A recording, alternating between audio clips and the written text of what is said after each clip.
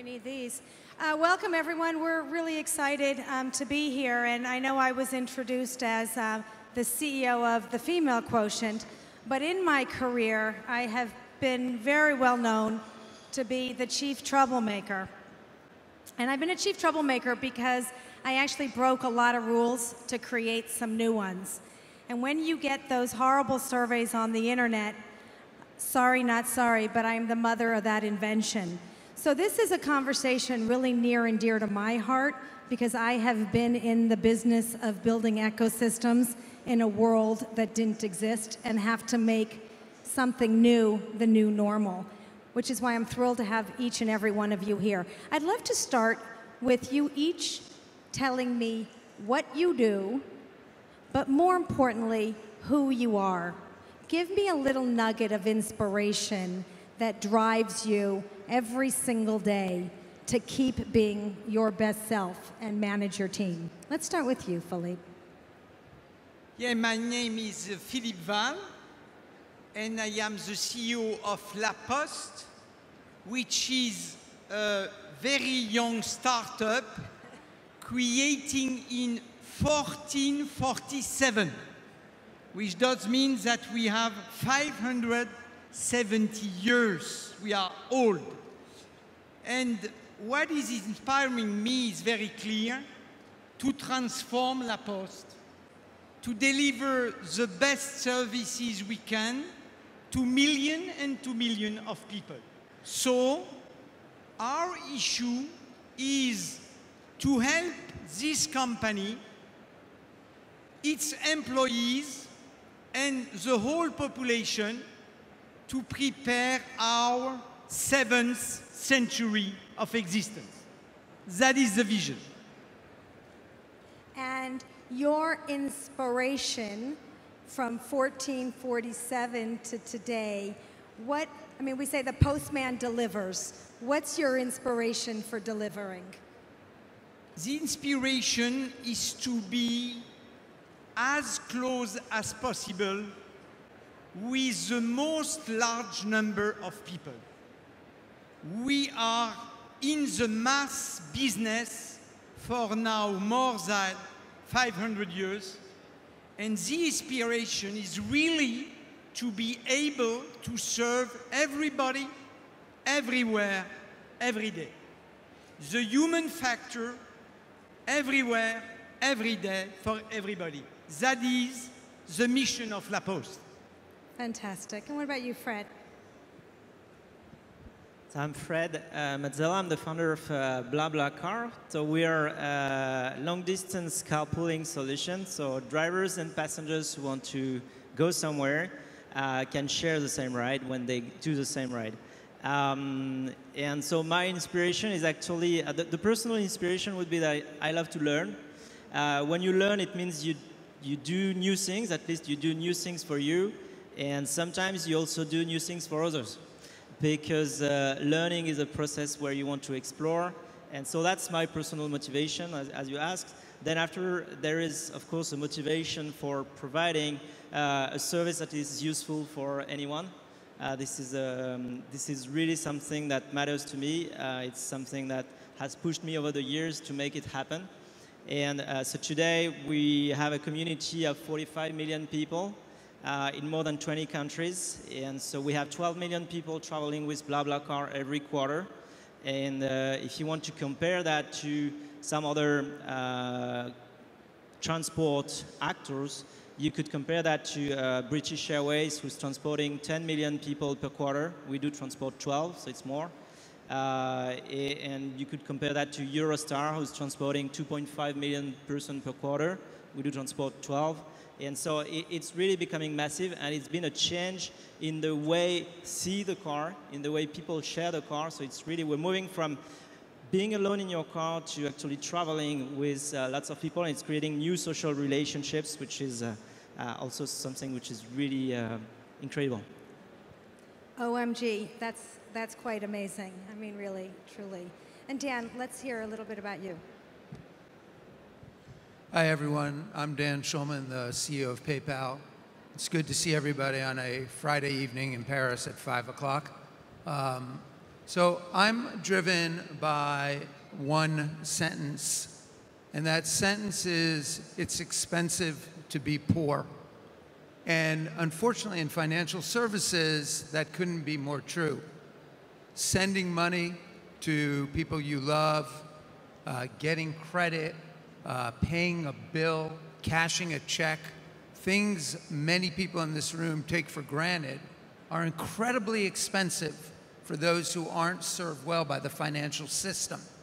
And I think that's ridiculous. With technology, we ought to be able to serve the 2 billion people in the world that are outside the financial system in ways that save them money, save them time, are more secure, and importantly, drive financial health for them. And if we can do that, we can make a gigantic difference in their personal lives, in neighborhoods and communities. And that democratizing financial services, making sure that managing and moving money is a right for all citizens, not a privilege for the affluent, is what drives us. I mean, I think it's just also really interesting where we're going from 1447, a traditional company, moving into the digital age, and then young companies that have started less than 10 years ago or, you know, retrofitted, and we're going from wingtip to flip-flop, which I think is fascinating. So I think I want to start really with asking you, Philippe, how do you adapt? I mean, Postal Service, from receiving the mail to everything now digital. How did you create this shift? A lot of companies really just didn't cut it in the digital age. How did you create this mindset for change and stay relevant? You know, over the history, the postwoman and the postman have been able to change constantly over those last centuries. They have been able to change. Today it is more difficult because the digital revolution is just killing the letter business, killing really. And to give you some figures, 10 years ago, we were transporting 18 billion items per year in France. This year, it will be less than 11. So we have to change, and the core business for us is very simple. It is human service. And as I think that digital business could not absorb everything in the world, the human proximity and the human services, the human care is the new mission for postmen and postwomen. And they are very well experienced for that.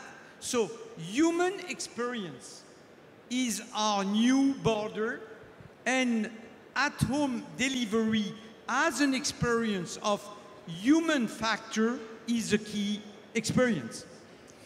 I'm just going to break the rules once again because I get bored if I follow them. I just want to see a show of hands out there. Who in this room has written a handwritten letter and sent it to someone in the past year? Anybody?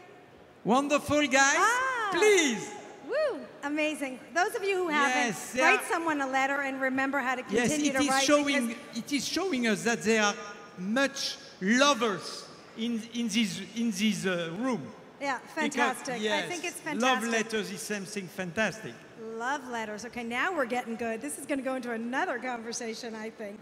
Okay, so let's go, Fred, to you. I mean, BlaBlaCar. I mean, there's been a lot of conversation about safety and security and sharing, and I know the younger generation, this is the new norm. We all feel good about it. But how do we even get the boomers, you know, the other generations, to feel comfortable being in a car with strangers that become part of a community? I know you must have, you know, not got it right the first time. You kept persevering. What are you doing about that? Well, the key is that when people do travel together with our platform, they are not strangers anymore, they know each other. Actually, we have a way to diffuse information about whom you'll be carpooling with ahead of time, so you have lots of information. You know, you have the picture, you have the preferences of the person, you have the ratings of the persons who've traveled with this person before. You have some checks that we perform. We perform checks around, of course, the phone number, but also the bank accounts and the ID. We do have some moderation on the platform, and then the profiles are also linked to Facebook or LinkedIn, which allows people to see a full picture of whom they will be traveling with. And thanks to that, we're able to generate a level of trust which is actually unparalleled, because we've made a survey out of 11 countries and 18,000 respondents to ask people, so how much do you trust someone you will carpool with, thanks to the information that we're able to gather and provide to you beforehand. And actually it's striking. So the results that we had on a scale from 0 to 5, we asked people how much you trust this person, and we considered 4 or 5 to be a high level of trust. And we have, among your social contacts like Twitter, Facebook, LinkedIn, 16% of the people who have a high level of trust towards those contacts. For the neighbors, it's 42%. For the colleagues, it's 58% of high level of trust. For your friends, it's 92% of high level of trust. And for family members, it's 94%.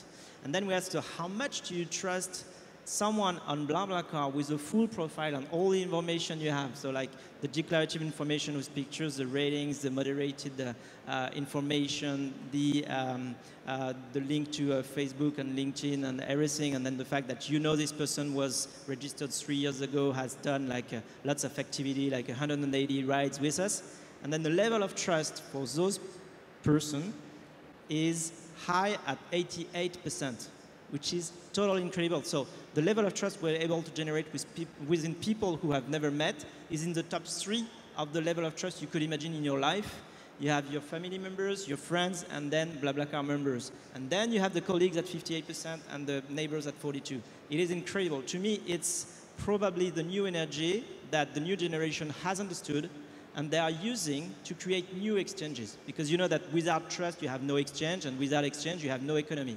So with this kind of new trust we're able to generate between people who've never met, we're able to create a new economy, which is why we talk about sharing economy and everything. So it's based on the new links of trust we're able to establish between people who've never met. So we create new exchanges, new economy.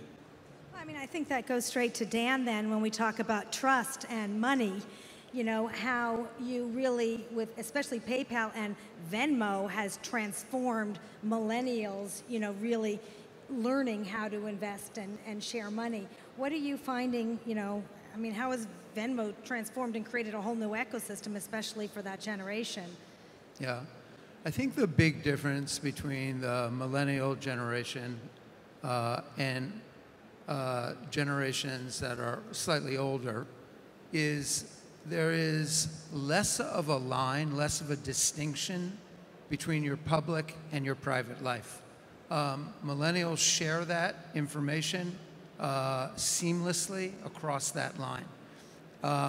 Many older individuals separate their private lives from their public lives, but that is not the case with millennials. So with a service like Venmo, over 90% of the payment transactions that are done are tagged. They're tagged with a comment or with an icon of some sort, and then they're shared in social feeds so that people can see what are their friends doing, what are they buying, who are they dating, that kind of thing. And it's amazing to see people sign into Venmo, which is a PayPal service, 4, 5, 6, 7 times a week, not even just to make a transaction, but to see what their friends are doing. And the magic of that P2P experience is it's not a payment, it's more of an experience for those millennial individuals. So trust for us encompasses different things for different segments of the market. Millennials, very interesting one. I mean, I have 3 millennials, and all I hear about is Venmo this, Venmo that, so I'm quite aware of the Venmo process. I mean, I guess that brings me to the next question, which is, think back 10 years. Would your business have been successful 10 years ago? Like, why now? And where do you think you will be in 10 years from now? I think 10 years back for us is meaning the beginning of the disruption. So we had 10 years ago to begin to think, to launch the revolution of our services. What will we be in 10 years? Trust and human proximity services company, delivering parcels and home services to everybody, everywhere, and every day. So clearly, keeping these relationship with million and million people in their everyday life, and that is the transformation we are leading. And clearly, for us, the digital tool and the digital age is and has been seen as a fantastic opportunity to change it. So, in 10 years, the leaders in human proximity services. So 10 years back, so at this date, I think there was no iPhone. It was released on the 29th of June, I think, 2007. I'm not sure if Google was public or not yet. I think it's about this year that they got public. So many things have changed yet. And I think in 2007, Facebook had 10 million members, something like that. So it was really the beginning. So many things have changed, and I really believe that actually the technology that has been developed and massified over the years is what's created our new usages of the technology. There's been 3 major technologies which are now quite mature, even though they still evolve, which are the databases, the search engines, and the connectivity. When you mix all those 3 things, you are able to create new things, to create new services, which can be called shared services, or at least you share something you have. And so you can see that it has created what we can call the platformization of many different activities. So we've been able to share first content. So it started with Napster in '99, and then it continued with all the services we know today, like Netflix, Spotify, even Dropbox and everything. So you share some content which has been digitalized, which used to be stored in books, in DVDs, in something, or some other sort of container. And now it's shared through networks and it's streamed. Then you can also share knowledge thanks to platforms like Wikipedia today, but also all the MOOCs platforms that we're beginning to see, the Udemy, Coursera, and things like that. Then you can share your network with Facebook and LinkedIn. Before, people had a Rolodex, and they would not share like their contacts that much. Now you can know who knows who, thanks to the power of networks, and you're able to connect to someone, and you go further. And then you can share money with the crowdfunding and crowdlending platforms. Instead of placing your money at the bank, you can actually finance some projects you want to see happening. So you make a better use of your money. It's kind of sharing your money for things you want to see happening. Then you can share your assets. You share assets with, so the biggest assets you have to share, which are the most expensive, will be your house and your car. So you see services like Airbnb or BlaBlaCar or Drivey for like peer-to-peer car rental appearing. And then you can see that the other thing you can share is time. So when you share your time, actually, it means you're working for someone. So you can be a freelancer, a graphic designer, a photographer, you can be a taxi driver, and you can share your time in exchange for money. All those technologies are the same. They are based on databases, search engines, and connectivity. And we've been able to create at least those verticals where you can share content, knowledge, money, network, assets, and time.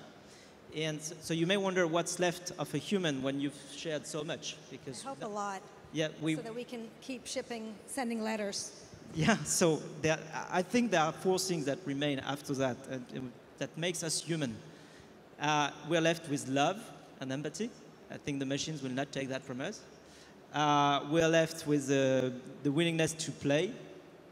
we're left with sport and art, so creativity, which is a good life if you think about it. Everything else you can share, but like love, art, sport, and play, you keep it for yourself. So I think, Dan, for you, how do you inspire? You know, for me, the best leaders are those that inspire, are responsive, are not afraid to fail and share their failures. They need to be bold and brave. You have all these young digital natives, young people starting companies. What's a great piece of advice for this millennial generation that is, you know, everyone says our future leaders. They're our leaders now. They're now.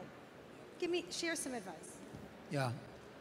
I start every day doing martial arts, and so I've learned a lot from that in terms of what I think is important in leadership. I think for any of us that are in business right now, the world has never changed more quickly.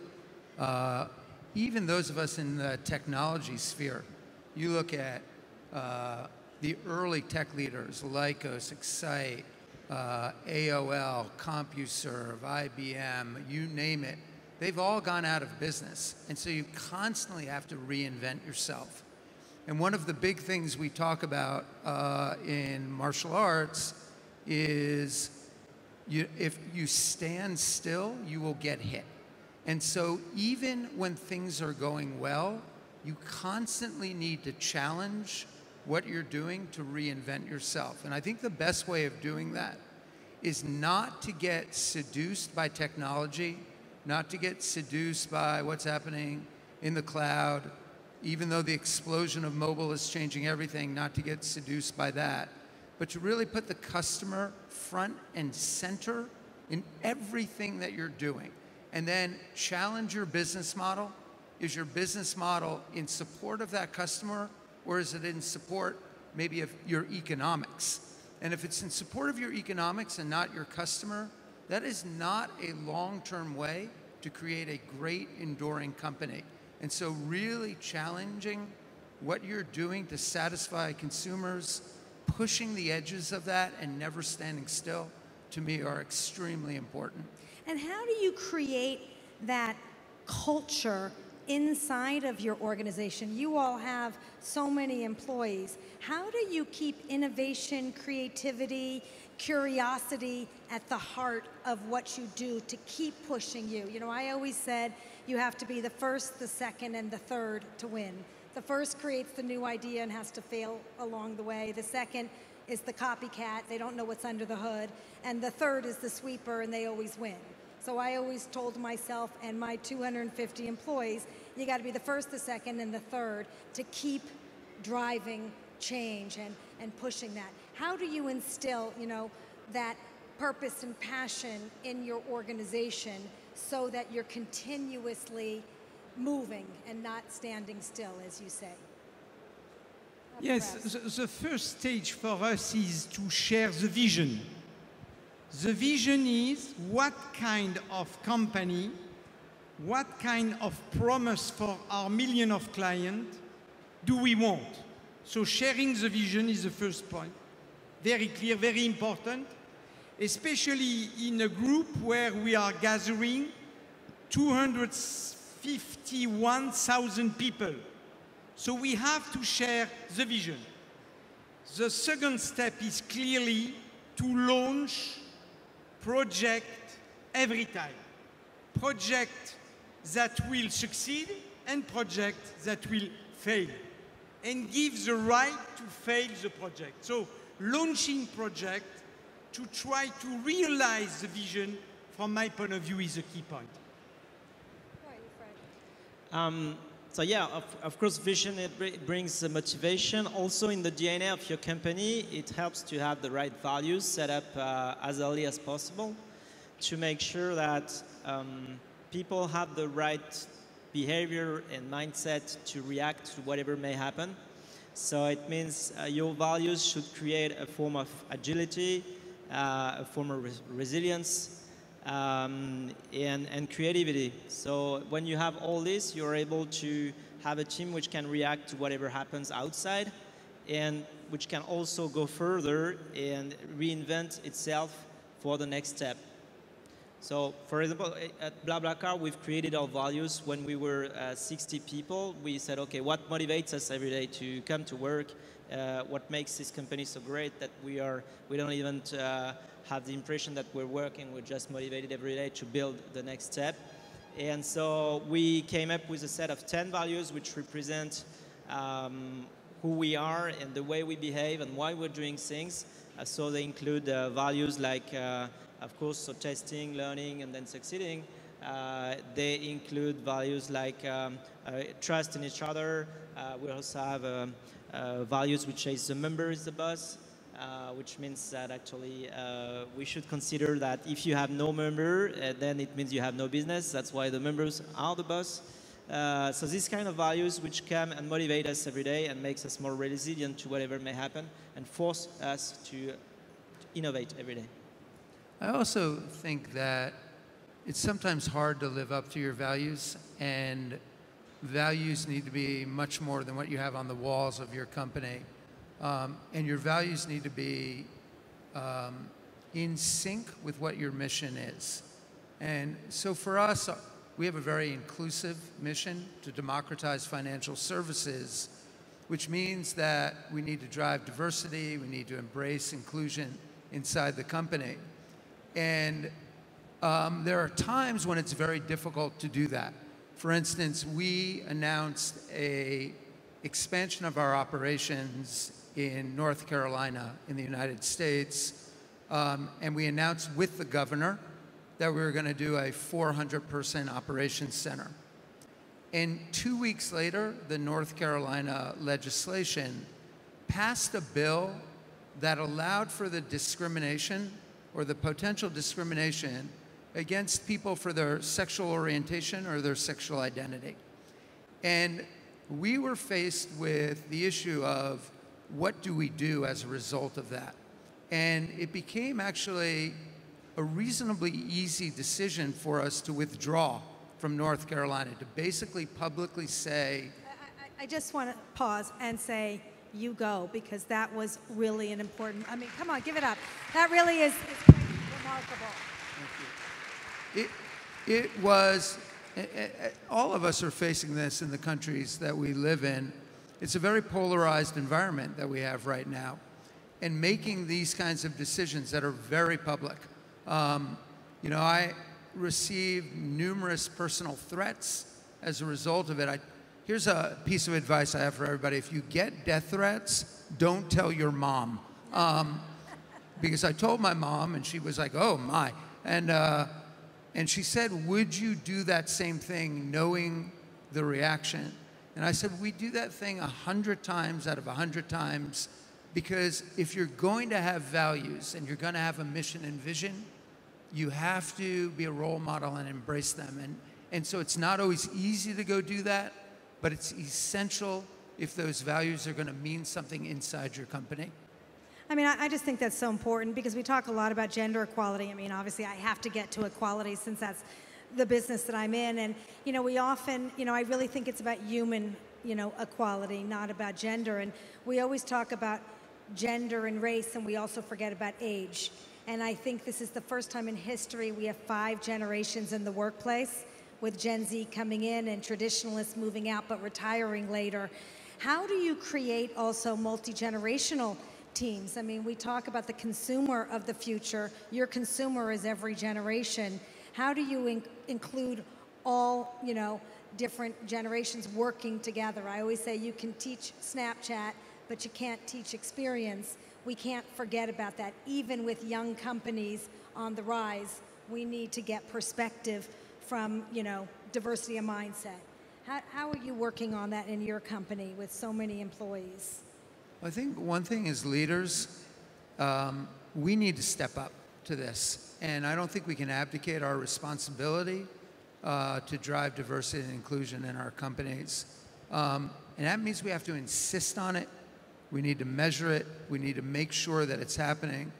When I first came into PayPal, I asked the simple question, are we paying the same to women as we are to men? And of course, you get 1,000 different answers on that. Like, well, it depends on, you know, what their experience is. And I was like, nonsense. You know, you can tell very quickly, is there a gap between male and female? Is there a gap between ethnicity? And we brought in an outside party to do an audit. We had some gaps. We filled those gaps. And we announced last year... How big was the gap, just out of curiosity? Millions of dollars of gap. And we said, like, some people were like, well, let's fill it over time. And we filled it right away. And so we announced last year that we had no difference between male and female pay, no difference between ethnicities. We proactively report out on our diversity. We're beginning to see now 44% of our workforce is women. Now, that's still under the average, but for a tech company, it's leading in that. We look at promotions. 44% of our senior vice presidents now are women. And so 40% of our board is diverse.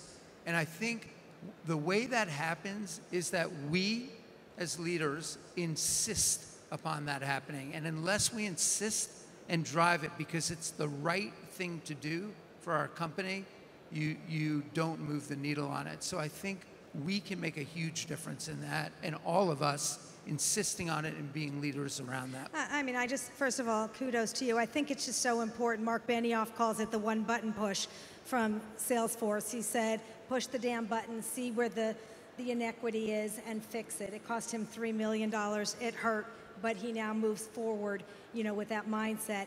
In our girls' lounges, we sell candy for $1 to men and 79 cents to women, just because in the United States it's the 79% to $1. And, you know, it's just so silly that I sensationalize it, but it starts with leadership. It starts with accountability, and I applaud that. Yes, in fact, we have also to share with our board our results on diversity. It is not only a commitment, it is not about projecting values, it is about having results. And today in our group, I think there is no more any difference or any gap in terms of salaries between women and men. There is no. And we have to give evidences and not only to send global messages. I think that is something very important. It's a duty for my exco and myself to prove it and to give evidences. On our side, we've counted that actually we have 42% of our staff who is women, and we're working on it. We're a tech company, we're very young. So compared to the other companies, probably we're at a different stage of growth and a different stage of staff as well. So when you grow like this, your first priority is to find people who can do the job. And so you don't actually, the best approach we have is that we have absolutely no filter whatsoever on whoever comes and wants the job. We go on competency and we go on the needs of the company. So we have a company where the average age is 29. We have 43% of women. We're working on it. It's not always easy with the different types of job you have. You know, it's not a scoop that finding developers who are female is harder than finding males, and it's a reality of a big part of our workforce because we have so many people working on the tech side. But we have been working on making it better, and so we will probably get to programs of a wider reach later on. I honestly think that you know, our consumers are in good hands with each and every one of you. I think our employees are in good hands with each of you as leaders, and I think our future leaders are in good hands because you are inspiring change. And one of the things I always talk about is walking the talk. We can all admire the problems, we can all bitch about the problems, we can all acknowledge them, but it is about activating solutions for change, and each of you are certainly doing that. So I thank you for being here. Thank you to Publicis. Thank you to LVMH. Thank you to each and every one of you. We are so happy. Thank you, Shelley. Oh. Thank you. Thank you. Thank you.